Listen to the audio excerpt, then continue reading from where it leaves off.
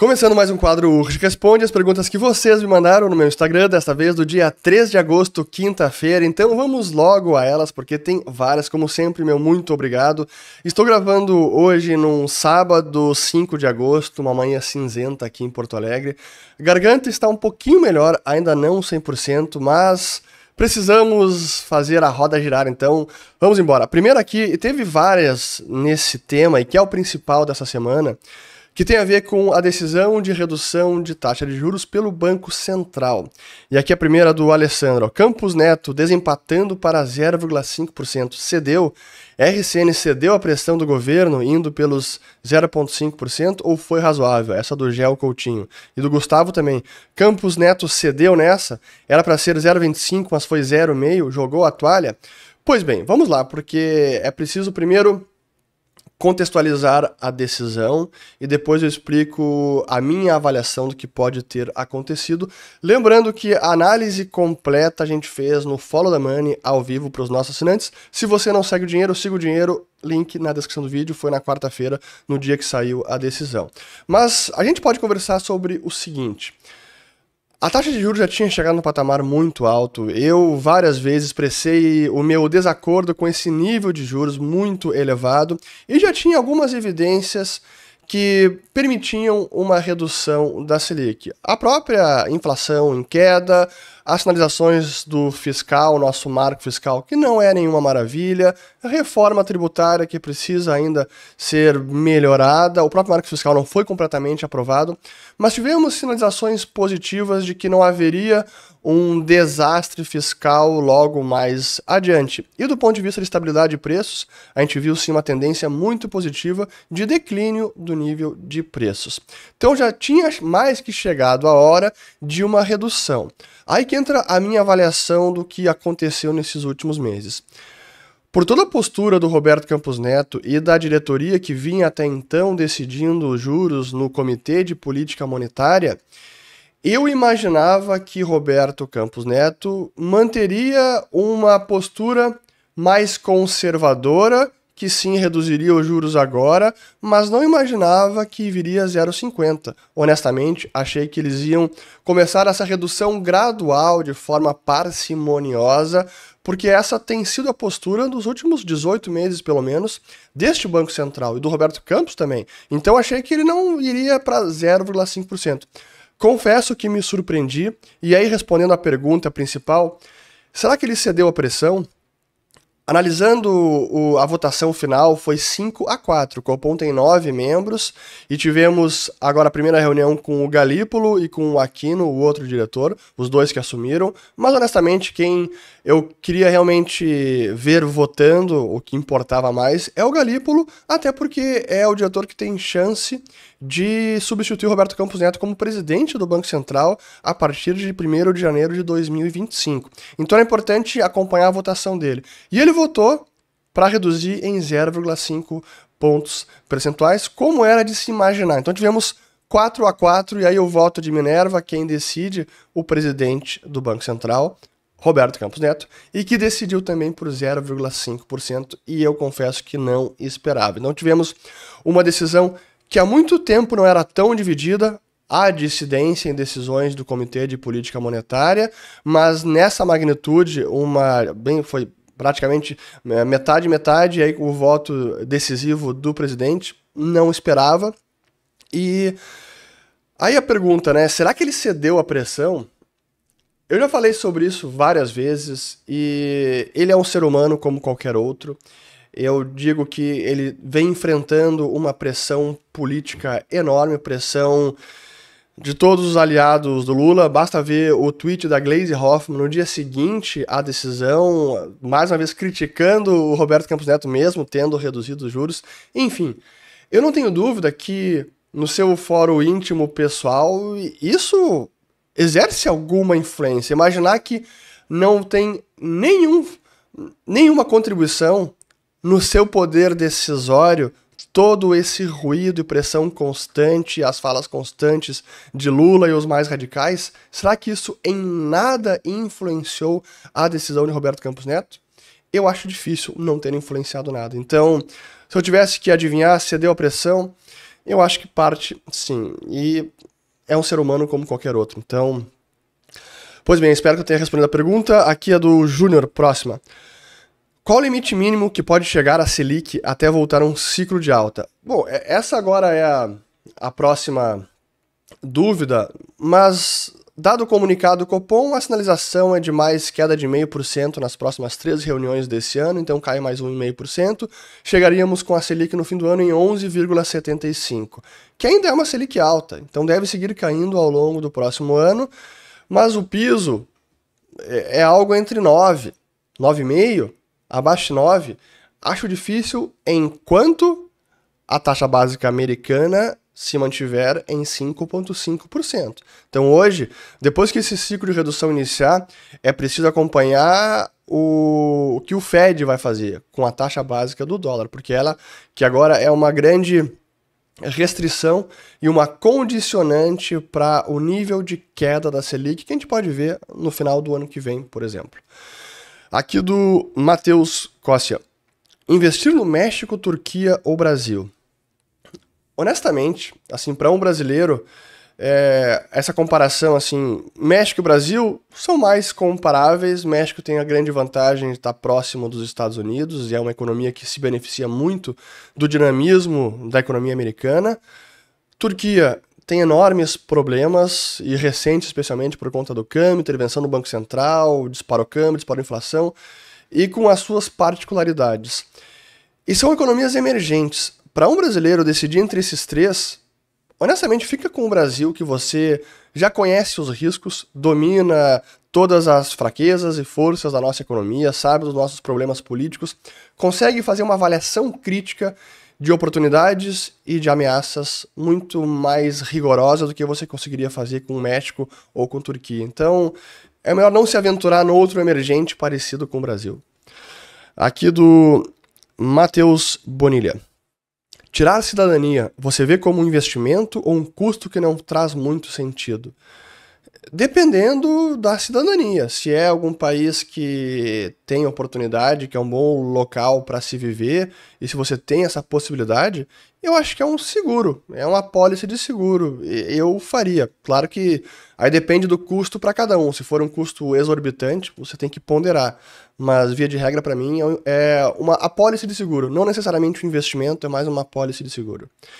Aqui do Aventureiro Carlinhos. Questão de tempo para a Petrobras quebrar e ser resgatada para pagarmos a conta 2 vezes depois? Pergunta provocativa e importante. Vamos lá. O que a gente está vendo nesse momento? A defasagem dos preços praticados pela Petrobras para gasolina e óleo diesel no mercado doméstico está bem elevada. Eu até vou colocar aqui o gráfico na tela, porque eu fiz um tweet sobre isso e é preciso que vocês vejam com os próprios olhos. Então aqui temos o site da ABICOM, que é a Associação Brasileira dos Importadores de Combustíveis, que mensura essa defasagem. Então aqui embaixo, ó, defasagem nos principais polos. Gasolina, menos 17%. Significa que o preço da Petrobras está 17% abaixo do preço internacional. E o óleo diesel, 24%. E nos polos Petrobras, aí a defasagem é ainda maior. Se a gente colocar no relatório, a gente consegue ver agora aqui o gráfico, olha só. Primeiro, do óleo diesel, que é o maior patamar, vamos lá, aqui ó, é o maior patamar de defasagem desde aquela grande disparada que houve no ano passado, em novembro de 22, e aqui havia ainda até mesmo Bolsonaro tentando segurar preço. Depois, seguindo, o da gasolina também está bem defasado, e isso, claro que tem impactos não apenas no resultado da Petrobras, porque ela acaba vendendo a um preço abaixo do que seria, mas as consequências que eu já gravei em outros vídeos, que ela reduzindo demais o preço e praticando um preço abaixo do mercado internacional, ela vai desincentivar a importação por as importadoras, dessa associação da ABICOM. Isso pode levar a um aumento até de prejuízos ou, no limite, uma quebra de importadores que pode reduzir a oferta dos combustíveis fósseis, esses derivados importantes, na nossa economia, obrigando a Petrobras a colocar mais no mercado para compensar a queda de oferta, que pode, em algum momento, até trazer escassez, falta desses combustíveis fundamentais para a nossa economia. Então, no primeiro momento que ela segura o preço artificialmente, todo mundo acha que é uma ótima política, depois vai se traduzir em possível quebra de importadores, falta escassez do produto e, por fim, a alta novamente dos preços desses derivados fundamentais para qualquer economia e os possíveis prejuízos à Petrobras, que é o teor da pergunta, que se essa política for mantida por muito tempo, pode começar a causar prejuízos. O resultado do segundo trimestre da Petrobras já foi menor e foi o pior segundo trimestre em alguns anos. Claro que teve ainda toda a pandemia, que foi um evento adverso e bagunçou completamente a economia mundial, mas ainda assim não dá pra gente brincar com fogo. Então, eu espero que eles não abusem, porque as consequências de segurar o preço artificialmente são muito piores do que deixar o preço refletir oferta e demanda mundial. Aqui mais um modo aventureiro aqui, ó. A forma que vão baixar a taxa de juros no Brasil não vai gerar inflação? Não necessariamente. Primeiro, essa queda de juros não vai ser algo brusco que levaria a Selic para patamares artificiais rapidamente, que poderia refletir numa desvalorização da nossa moeda, câmbio disparando, que aí sim traria inflação. Então, nesse sentido, eu não acredito que possa gerar inflação. É preciso parcimônia, e essa foi a indicação no Copom, um gradualismo na redução da Selic. Eu não espero uma grande depreciação do câmbio. A gente teve ali no segundo dia, a decisão foi na quarta, na quinta-feira o câmbio até deu um salto grande, chegou a 4,90, depois voltou a cair. Eu não acho que vai ter um reflexo muito grande no câmbio, não nesse primeiro momento. Mas se exagerarmos na dose e comprimirmos demais o diferencial entre a nossa taxa básica e a taxa básica americana, aí isso pode resultar em câmbio desvalorizado, o que se traduz em inflação, mas não imediata. Aqui do Will DSGCW. Quais os setores mais resilientes da economia americana? Pois, essa é uma pergunta interessante pelo seguinte: eu não saberia dizer qual é o setor mais resiliente, mas para mim o mais bacana da economia americana é que ela como um todo é resiliente. É o dinamismo, a inovação, a adaptabilidade, a flexibilidade da economia como um todo que torna ela muito resiliente, e aí vários setores. Eu não saberia identificar qual é o principal setor. E a gente viu isso na pandemia, impressionante.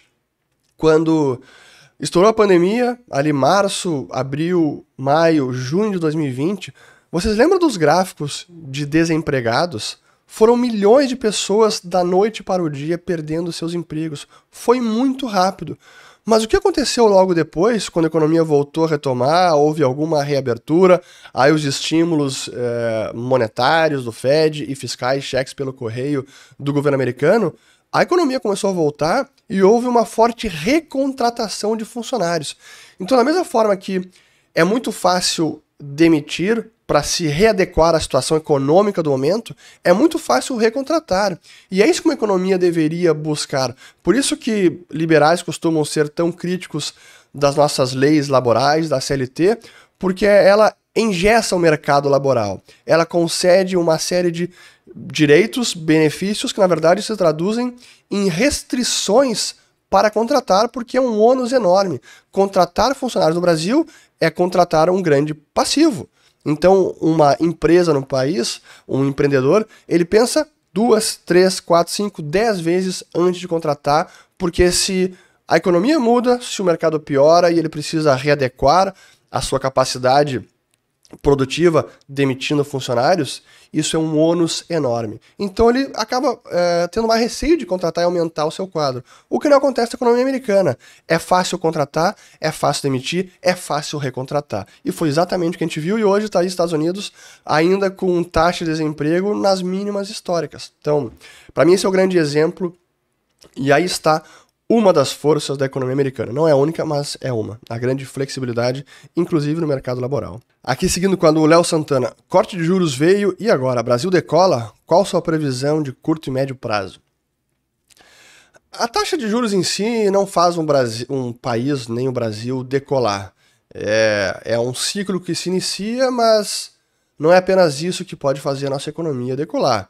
corte de juros acaba refletindo no custo do crédito, então fica mais barato financiar investimentos, tomar crédito para aquisição de automóveis, bens duráveis, imóveis. Tudo isso é bom para a economia. Mas não é isso que vai fazer o Brasil decolar da noite para o dia. Então, para a economia decolar, a gente tem que atacar as raízes da nossa falta de produtividade, ou da produtividade estagnada. E isso não está sendo atacado. Aqui do Edson Cruz. Bitcoin está mostrando para que serve, no caso do Monark, uma ferramenta contra a censura. Pois então, só para esclarecer, o Monark foi multado pelo Alexandre de Moraes em 300 mil reais, e aí obrigaram, por ordem judicial, o Bradesco a bloquear esse montante, não tinha nada na conta, o pessoal começou a especular se ele não teria, então, colocado tudo em Bitcoin, mas não foi isso que ele fez, ele tinha conta no Nubank, que ele falou depois, e aí no Nubank foi bloqueado o valor. Mas, não falando do Monark em específico, para mim, quando a gente entende armas de defesa do cidadão, da sociedade, contra abusos do Estado e de governos, isso varia de lugar, de circunstância, até que estou falando de forma conceitual e que vale para qualquer país. Assim como armas de fogo são armas de defesa, é importante que o cidadão tenha o seu direito à defesa, o direito a portar armas, como é muito bem defendido nos Estados Unidos, e eu concordo com esse direito. É importante o cidadão também ter o direito à criptografia, que é uma arma de defesa, e que por algum tempo houve um debate intenso no Congresso americano, isso foi final da década de 90, em que buscava impedir que cidadãos comuns pudessem ter acesso à criptografia, porque é uma arma de defesa do cidadão contra qualquer contraventor, contra um criminoso, inclusive contra a opressão e abusos do próprio Estado, contra a coerção estatal. E da mesma forma, eu enxergo que o Bitcoin é uma arma de defesa também. E é claro que eu defendo, porque eu defendo a liberdade individual e defendo o poder de limitar a coerção estatal, limitar o poder do Estado sobre o indivíduo. Essas são armas de defesa que são fundamentais e deveriam ser defendidas por qualquer cidadão, por qualquer sociedade que busca a liberdade e a prosperidade. Senão, não há como. Pois bem, seguindo aqui do Shea Bogomoltz. Um dia planeja visitar a Nova Zelândia? Sim, planejo, não sei quando, mas sim, tenho vontade bastante. Aqui do Mário Alves. Por que o dólar desce de escada e sobe de elevador? E quantos andares tem esse prédio? Pois é, o problema que o dólar ele sobe de elevador é que imagina a economia brasileira, para gerar desconfiança na nossa economia e, portanto, a desvalorização do câmbio repentina subindo de elevador, na maior parte das vezes é a precificação da desconfiança do mercado na nossa economia, nas nossas instituições, na capacidade de manter uma estabilidade macroeconômica. E aí o câmbio dispara. A gente viu isso na pandemia, isso vale para emergentes em geral também. E a gente abusou dessa desconfiança ao praticarmos uma taxa de juros de 2%, que eu cansei de criticar em todas as minhas redes sociais, inclusive, e sobretudo aqui no canal.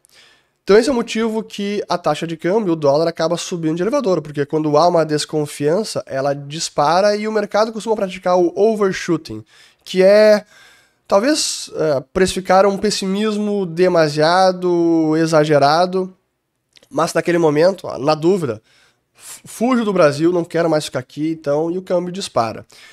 E ele desce de escada, que significa descer mais lentamente, a moeda se valorizar mais lentamente, porque a confiança demora para ser reconquistada. Ela precisa vir aos poucos. É muito fácil perder confiança, perder sua credibilidade, e é difícil demais conquistá-la, demora tempo para construir. Isso é todo dia.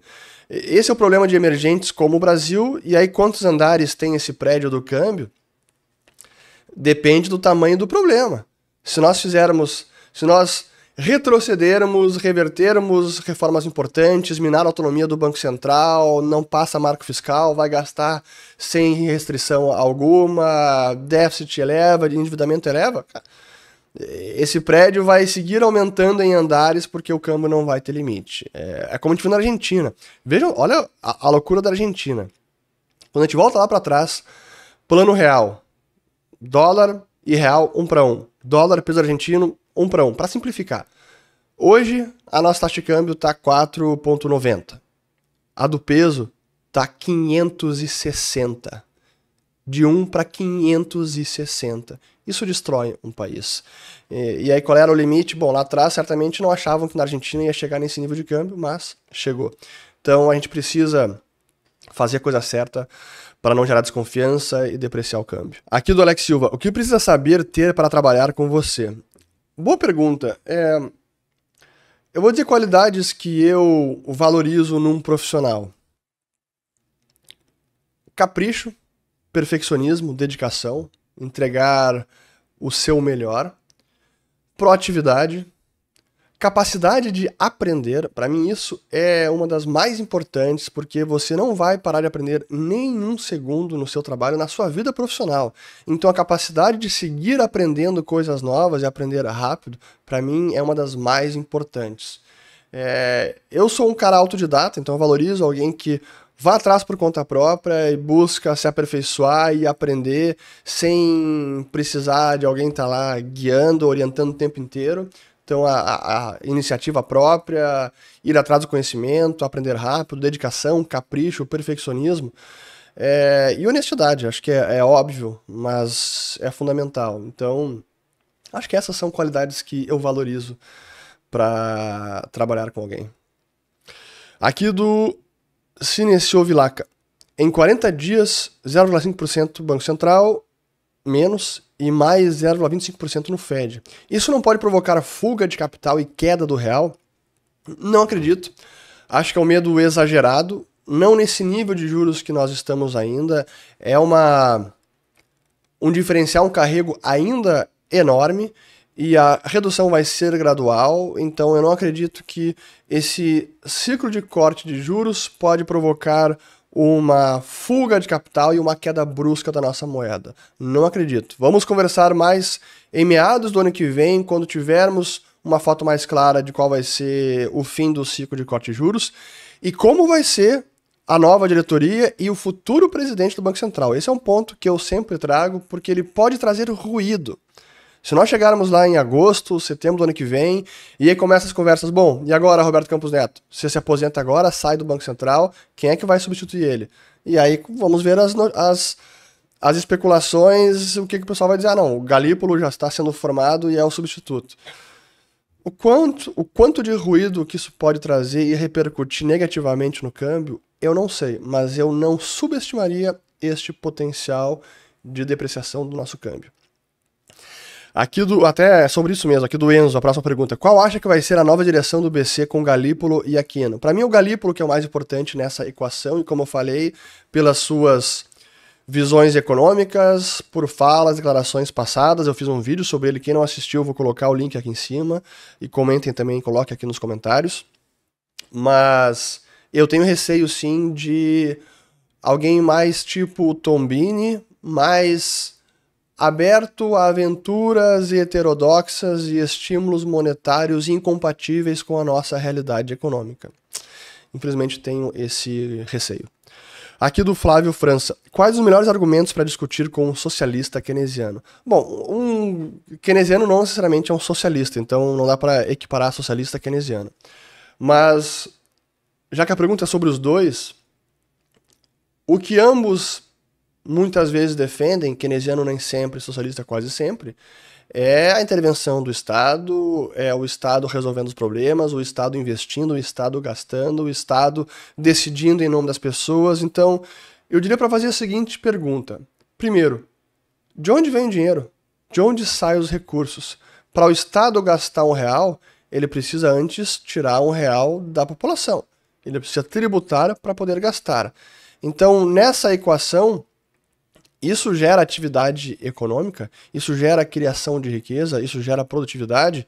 Tirar de João para dar para José, ou para investir esse dinheiro, gastar de outra forma. Então, de onde é que sai o dinheiro do Estado? As pessoas têm uma concepção equivocada, e às vezes isso a gente vê nos socialistas, que o Estado não tem limite orçamentário, não tem restrição econômica, não está sujeito às leis de escassez e que ele pode gastar sem fim e que o Estado provê é gratuito. Não existe nada mais caro do que um serviço gratuito provido pelo Estado. Guardem isso. Não existe nada mais caro do que um serviço gratuito provido pelo Estado. Então, essa é uma pergunta. Bom, de onde é que vem o dinheiro do Estado? Se vocês traçarem toda a relação causal e a origem dos recursos, vocês verão que não é tão simples assim e não funciona o multiplicador keynesiano. Outra pergunta importante para fazer é: os socialistas se arrogam o direito e o poder de decidir em nome dos cidadãos, porque os cidadãos não têm capacidade de decidir o que é melhor para suas vidas, não precisam de um terceiro para decidir o que é melhor para suas vidas. Será que realmente é um grupo de pessoas oniscientes, clarividentes, que consegue decidir melhor o que deve ser feito na vida de cada cidadão, de cada família, em cada bairro, em cada cidade, em cada estado? Perguntas. Façam perguntas, porque se fizer que nem criança, faça por quê. Em algum momento da sua explicação lógica, não vão conseguir mais dar respostas conclusivas. Aqui do Juninho Matos. Por que algumas empresas que privatizaram pioraram salários e benefícios para os empregados? Boa pergunta e provocativa. Primeiro, normalmente, empresas estatais que estão num setor monopolizado, que tem um privilégio legal que só pode ser explorado economicamente por essa empresa, é um privilégio concedido pelo Estado. Normalmente, empresas estatais, por conta dessa circunstância, não tem nenhuma preocupação orçamentária, não tem preocupação ou risco de quebra, porque o Estado pode tributar o cidadão e colocar mais dinheiro a fundo perdido para evitar que a empresa quebre. Então, nessa circunstância, a empresa estatal costuma ter muito mais benefícios e remuneração irreal ou num patamar muito superior do que seria no mercado com uma concorrência de verdade, ou no mercado livre e desimpedido. Esse pode ser um primeiro motivo. Então, os salários e benefícios na empresa estatal, antes de ser privatizado, não está compatível com a realidade de mercado. Então, é natural esperar que depois que a empresa é privatizada, que os novos gestores e donos e sócios tomem as decisões corretas para adequar o tamanho do negócio, adequar a realidade salarial ao nível de produção de cada funcionário e não simplesmente pagar benefícios que não se traduzem em maior produtividade para a empresa, que é o que acontece em empresas estatais.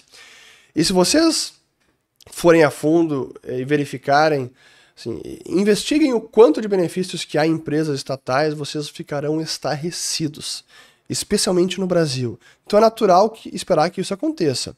Esse é o primeiro motivo.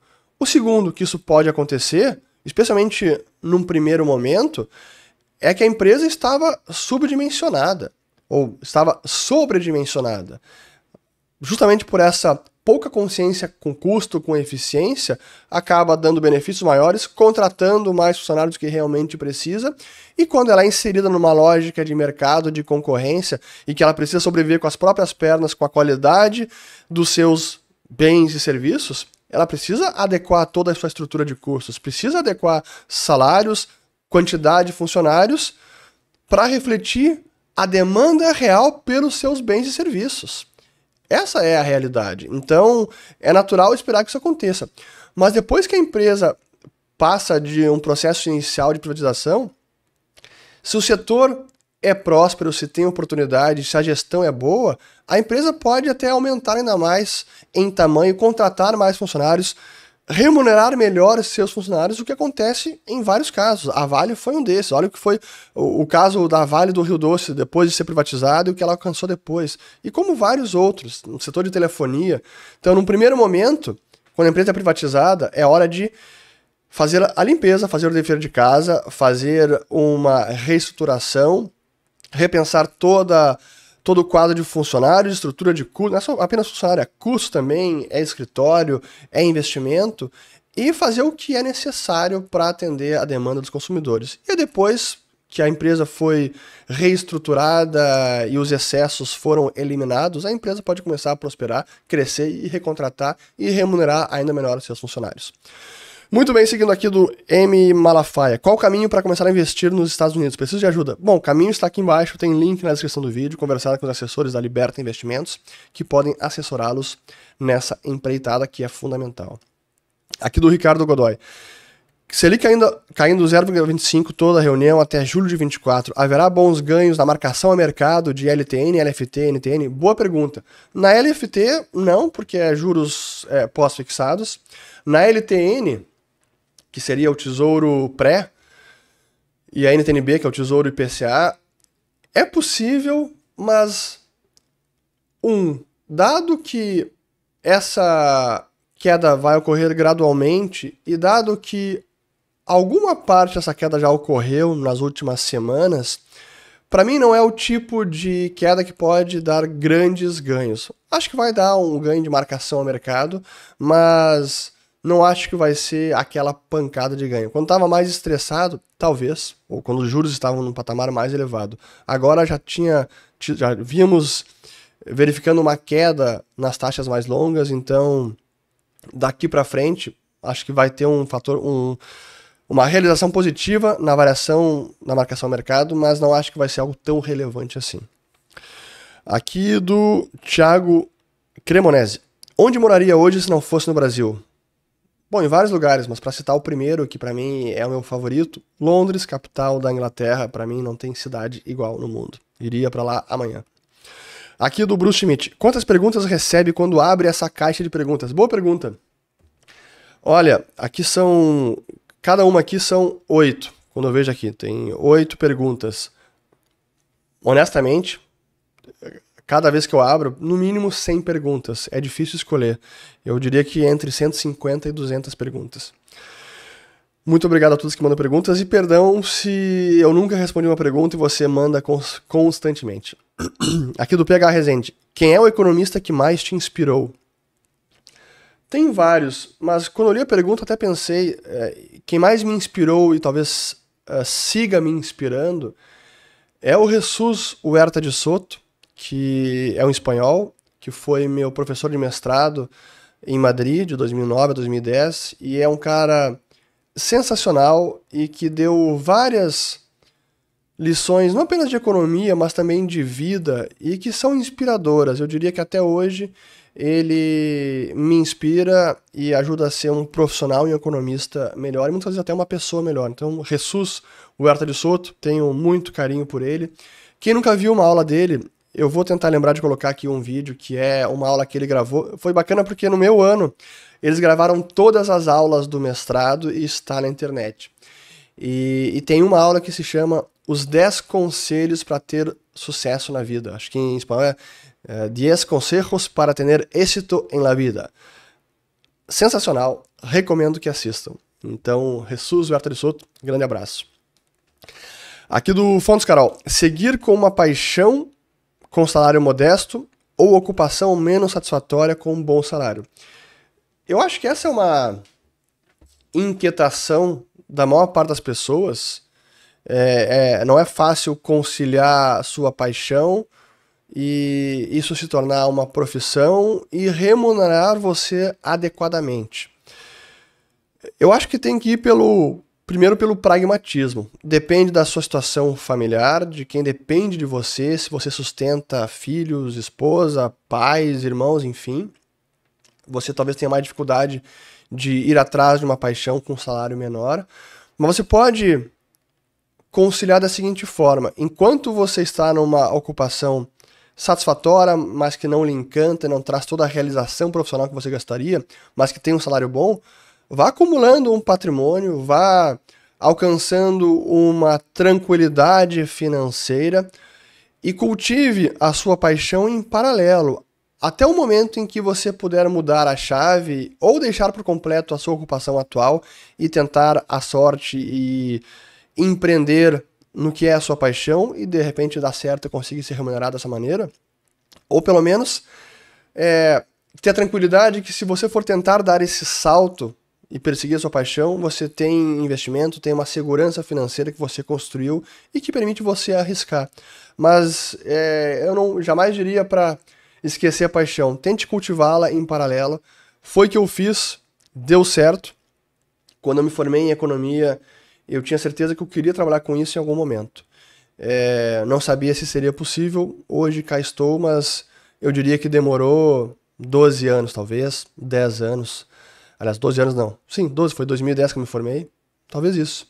Talvez 11, 12 anos, até eu chegar nesse nível de realização profissional de trabalhar com o que eu sou apaixonado.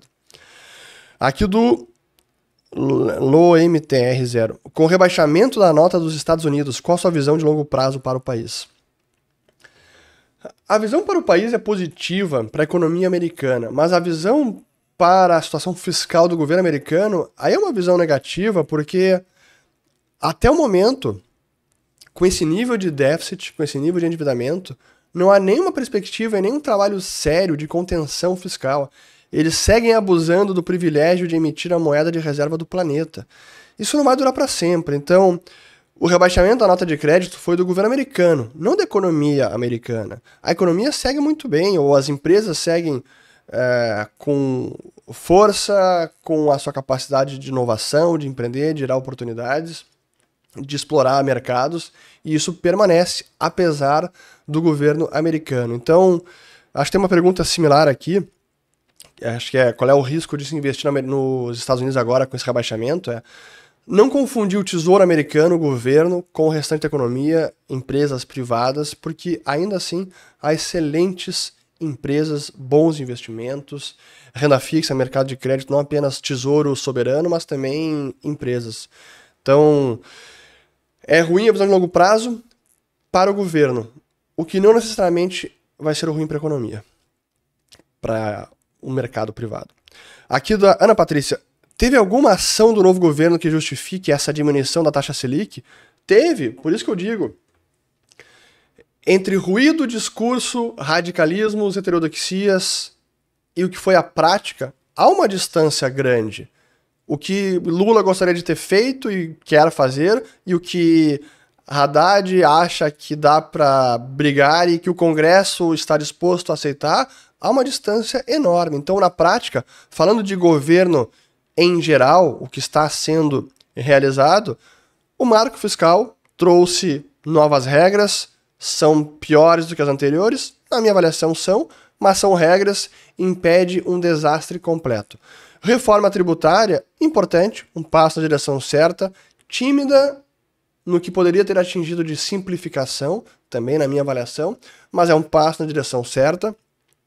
A autonomia do Banco Central nem é discutida, sequer é levada para algum debate, não tem nenhuma receptividade no Congresso, na opinião pública, por mais que o Lula esteja criticando sem parar o Banco Central. Então, essas ações, ou os impeditivos do Congresso contra radicalismos, sim, justifica também, do ponto de vista fiscal, de política macroeconômica, uma queda da Selic. Até porque a Selic estava demasiadamente alta. Aqui do Heller Emerson. Seremos para sempre commodities e renda fixa para o mundo? Eu não tenho ideia. Mas hoje é a nossa grande força, é o agro. Então é a nossa grande vantagem comparativa, porque desperdiçarmos isso, vamos aproveitar o que nós temos de melhor.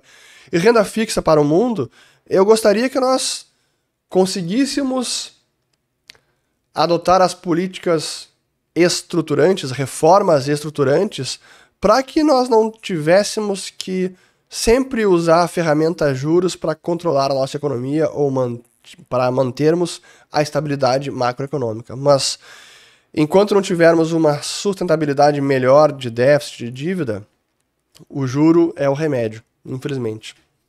É o menos pior. Aqui do Caminhão Velho. Acha que existe alguma chance do governo federal alcançar o zero no déficit em 2024, conforme dizem? Eu acho que é difícil. Resultado primário já está tendo um soluço grande agora nesse último mês. Foi um déficit primário antes das despesas com juros. e com a queda de arrecadação que teve, com a perspectiva de arrecadação extraordinária para fechar a conta e chegar a um déficit zero, um resultado primário zero, eu acho que tem muito otimismo nessa conta. Eu confesso que não é o meu cenário base zerarmos o resultado primário. Aqui do Gui Duarte. Viu o PMI de manufatura da Alemanha? A FMI projeta leve queda no PIB do principal pilar da zona do euro.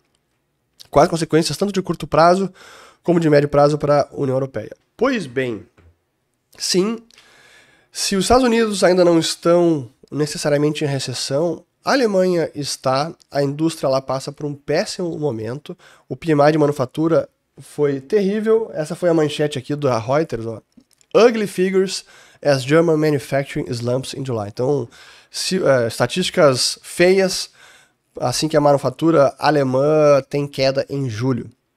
E de fato foi mais uma contração, abaixo de 40, sendo que abaixo de 50 já é uma zona de contração por esse indicador do PMI, que é um indicador de confiança dos gerentes de compra, e é a grande potência da Europa, e ela vem cambaleando, e tem a ver com os problemas também de transição energética. Esse vale um vídeo, possivelmente vai ser um episódio futuro do Follow the Money, a economia da Alemanha, porque realmente o que está acontecendo lá tem ramificações para a Europa e para o restante do mundo. Aqui do Silas. Te surpreendeu vendo o Campos Neto votando junto com o Galípolo? Sim. Me surpreendeu, achei que ele fosse reduzir, mas não logo 50 pontos base. Aqui do Alexandre. Para transferir patrimônio para os Estados Unidos, até que taxa de dólar acha viável mandar? Pois então, essa pergunta aqui denota uma preocupação grande com a taxa de câmbio. Qual a taxa de câmbio que eu vou usar para mandar para o exterior? O que eu defendo é esqueça a taxa de câmbio, dolarize ao longo do tempo. Eu falei para dolarizar quando estava 5,30, 5,50, talvez até mais. Mas lá atrás, quando estava esticado demais o câmbio, eu diria, olha, faça gradualmente. Para mim o câmbio lá atrás, quando estava quase 6, está esticado, tem espaço para cair. O mercado estava estressado, muita instabilidade, incerteza. Mas não espere para sempre fazer dolarização. Então faça ao longo do tempo. Decida o seu capital, o quanto você quer dolarizar, e faça a alocação. E depois de fazer as remessas, esqueça a taxa de câmbio. O importante é você acumular dólares e não garantir a menor taxa de câmbio média para fazer a remessa. Porque você tem que mudar o chip. Precifique seu patrimônio em dólares. Pense sempre quantos dólares você tem, porque essa é a moeda mundial. Você é rico em dólares, não em real. E é isso que você tem que acumular. E aí quando você muda essa mentalidade, a preocupação da taxa de câmbio em si da remessa, ela fica para trás, ela fica em segundo plano. Não quer dizer que não importa, mas você precisa pensar em acumulação de dólares e não de cravar a menor taxa de câmbio possível, porque isso ninguém vai conseguir fazer. Ó, mais algumas perguntas aqui, vou tentar responder bem rápido pra gente não ultrapassar 1 hora de vídeo. Então aqui da Maite. Dica para quem vai fazer MBA na Espanha. Bom, primeiro, parabéns, espetacular. Eu diria para aproveitar ao máximo que você vai ficar possivelmente 1 ou 2 anos no país e viajar o quanto você puder para conhecer o país que você está morando. Então, aproveite, sei que tem que estudar muito no MBA, mas conheça vários lugares. Se for Madrid, conheça a cidade de Madrid, conheça os arredores, Toledo, Segóvia, é muito bacana. Eu lembro que o meu professor Jesus Huerta de Soto sempre dizia para comer o cutinillo, que é o leitão. E diz que tem um maravilhoso em Segóvia. Você desce em Segóvia, logo perto da estação de trem já tem um cutinillo para comer. Se for em Barcelona, conheça a Catalunha, Barcelona, e vá a Montserrat, que é um local maravilhoso nas montanhas, 1 hora de Barcelona, e tem um monastério lá em cima que é fantástico. Então, Montserrat. Aqui do Jean Carlos. Haddad está te surpreendendo?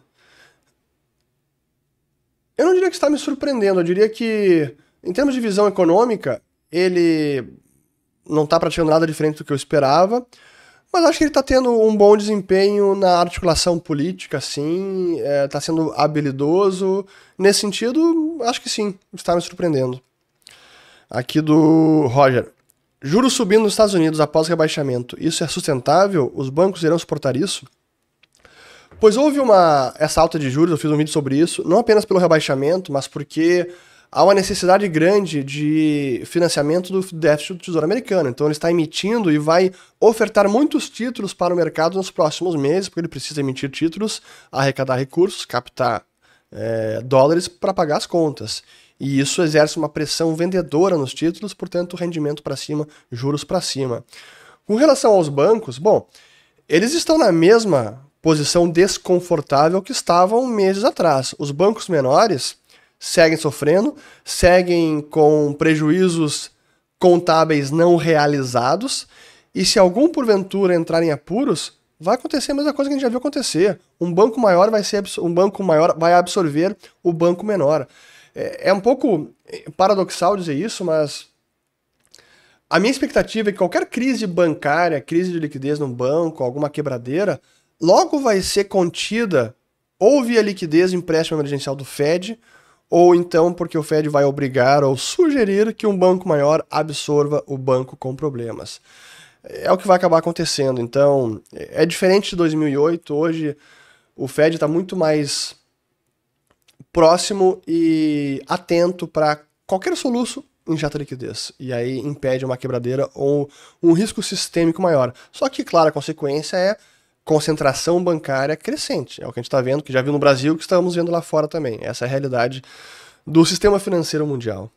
Aqui do Space Project. Boa pergunta. O que acha da Uber com a virada de chave? Pois então, a Uber acabou de reportar o primeiro trimestre com o lucro da sua história. E é fantástico, porque isso reflete a realidade da economia de mercado, do capitalismo, em que as empresas precisam se readequar. E quando vivíamos ainda na era de dinheiro barato, juros em zero, capital abundante, e elas conseguiam captar dívida barata e dinheiro do acionista também, não faltava nada de dinheiro, eles torravam grana. Só que em algum momento eles precisam decidir, bom, acabou o dinheiro, a gente tem que se readequar. Vamos cortar custos, vamos ser muito mais eficientes, vamos talvez readequar as nossas receitas, talvez reajustar preço, enfim. Agora a Uber está realmente se comportando como uma empresa do mundo real, que está sujeita às restrições, à lei de escassez, e que precisa alcançar lucratividade e gerar caixa. E para mim esse trimestre é um avanço. Será que é sustentável? Não sei, mas só o tempo vai dizer, e a empresa precisa tomar as medidas necessárias para se readequar à realidade econômica. E talvez tenha sucesso nessa empreitada. Se vai ser um bom investimento para o acionista, são outros 500. Mas achei bem interessante. E agora a gente vai ver realmente se o modelo... Agora que a gente vai ver de fato se o modelo da Uber de carona, de compartilhamento de viagens, se esse modelo de negócio realmente é viável. Agora é que vai chegar a hora da verdade. Aqui do Idomini. Qual conselho você daria para uma plateia de 10 mil funcionários públicos? Caramba, essa aqui é provocativa. Eu pensei sobre ela. Deixa eu ver quanto tempo temos. 50 minutos. Então vou mais 10, vamos lá. Eu já falei muito sobre isso. E não me entendam mal, mas já que essa é a pergunta, eu vou responder. E eu diria o seguinte. Você é funcionário público, na minha humilde avaliação, isso eu falaria para um familiar, para um amigo, se olhe no espelho e reflita e faça a seguinte pergunta. Você está nessa posição porque realmente é a sua vocação, é a sua paixão, é o trabalho que realiza você como profissional, ou é apenas uma busca por mera estabilidade e segurança financeira? Não que estabilidade e segurança financeira não sejam importantes, mas se isso for o único objetivo, essa situação ao longo da sua vida pode ser extremamente frustrante e trazer nenhuma realização profissional e até mesmo tristeza. O problema da segurança e da estabilidade do funcionalismo, de emprego público, é que você acaba não sendo desafiado, você acaba não buscando aperfeiçoamento, melhorar como profissional, alçar voos maiores e realmente ter a pressão de buscar algo maior, de buscar melhorar, de buscar realmente se realizar. Claro que a pressão, dependendo de como for no mercado, é ruim, mas é como o mundo funciona. E no final das contas é melhor você ter, para mim, na minha avaliação, é melhor você ter essa pressão, conseguir trabalhar, aperfeiçoar, buscar metas, objetivos, alcançá-los, superá-los e assim se realizar profissionalmente, do que simplesmente viver a vida inteira com uma estabilidade de emprego, uma segurança financeira, mas que profissionalmente foi zero de realização e de gratificação. Então, eu buscaria fazer esse questionamento, refletiria para ver se não vale a pena pensar numa mudança. É isso que eu falaria. Muito bem, aqui do Pedro. Voltei de Nova York, vi seu vídeo do 4 de julho e deu vontade de morar e trabalhar lá. Você mudaria para lá? Estados Unidos, sim. Nova York, não. Imposto de renda é altíssimo e é muita influência democrata, muito progressista para o meu gosto. E Nova York em si, uma cidade para morar, não sei se eu moraria. Não gosto tanto. Para visitar, acho fantástico. Mas Estados Unidos, pô, aí tem vários destinos possíveis. Aqui mais uma, do... Boa. Do Pinheiro aqui, ó. Peter Schiff não acredita que o Fed vai deixar o tesouro em apuros, vai cortar juros e a inflação vai voltar. Discorda dessa visão? Discordo redondamente. O Peter Schiff é um economista e investidor americano que eu aprendi muitíssimo, sou muito grato a ele. Para mim, ele foi, assim, uma das minhas principais fontes de estudo e de aprendizado no início da minha jornada econômica. Isso eu falo de 2007, 2008, 2009. Eu escutava ele bastante. Ele acertou demais na grande crise financeira de 2008, na bolha imobiliária, com uma precisão e um rigor assim de análise impressionantes. Poucos acertaram tanto quanto eles. Mas desde então, ele vem errando consistentemente e preso aos seus erros, como por exemplo, que o quantitative easing poderia gerar hiperinflação nos Estados Unidos. Não poderia jamais. Agora, de novo, ele tá preso com a tese do ouro, é só o ouro que presta, a ação americana sempre foi uma porcaria, ou desde a crise financeira. E olha o mercado que aconteceu, o Bitcoin também segue dizendo que é uma porcaria. E nessa avaliação dele, eu discordo, e no vídeo eu falei sobre isso, no meu vídeo recente. Eu acredito que o Fed vai defender o dólar e não se importaria, ou a primeira preocupação é defender o dólar, a segunda preocupação é o tesouro. Primeiro, defender a moeda americana, segundo, o tesouro. E se ele tivesse que escolher, ele vai defender o dólar e o tesouro que se vire para cortar gasto, diminuir o déficit e reduzir o endividamento. Então, nesse sentido, eu discordo do Peter Schiff. Veremos quem estará certo. E, portanto, não é isso que vai fazer a inflação voltar. Aqui do Mauro César, aqui, ó. Nova política de preços, Petrobras vai arruinar a empresa, troquei por Prio em 2020, só alegria. Pois é, esse é o risco da Petrobras agora nessa nova administração, com as mudanças que fizeram, mas dependendo do que aconteça, se o preço da ação cair mais ainda, em algum momento talvez valha a pena entrar, porque vai ser comprar uma ótima empresa, com ótimos ativos, a um preço muito barato. O preço importa. Aqui, duas últimas. Quais os riscos de investir nos Estados Unidos com rebaixamento da nota de crédito? Bom, já falei sobre isso. E Paula aqui, final. O atual governo te preocupa? Gostaria de saber a sua opinião. Claro que me preocupa, especialmente nas pautas relacionadas à política, à liberdade de expressão, à educação, ao direito de defesa do cidadão. A gente vê eles querendo restringir cada vez mais o acesso a armas por cidadãos de bem. Então, claro que me preocupa demais o alinhamento ideológico, tudo isso é uma preocupação constante e eu nunca tive nenhuma ilusão quanto a isso. Na pauta econômica, a coisa muda de figura porque não é tão fácil e não há uma receptividade para radicalismos, aventuras e heterodoxias. Nesse sentido, a gente está mais blindado de uma argentinização ou uma venezuelização da nossa economia. É garantia que vamos prosperar e crescer? Não. Mas acho que há uma tranquilidade maior. Mas claro, sem dúvida que me preocupa e seguirá me preocupando. Espero que tenham gostado desse mais um... Até me confundi aqui, ó. Espero que tenham gostado de mais um O Responde. Ainda tô meio ruim da voz, de vez em quando eu tive que dar umas pausas aqui pra tossir. Mas enfim, um bom resto do domingo a todos, espero que tenham lavado as louças, volto no próximo vídeo, compartilhem, se inscrevam no canal, ativem o sininho e um bom domingo, aproveitem com suas famílias e seus amigos. Valeu, obrigado.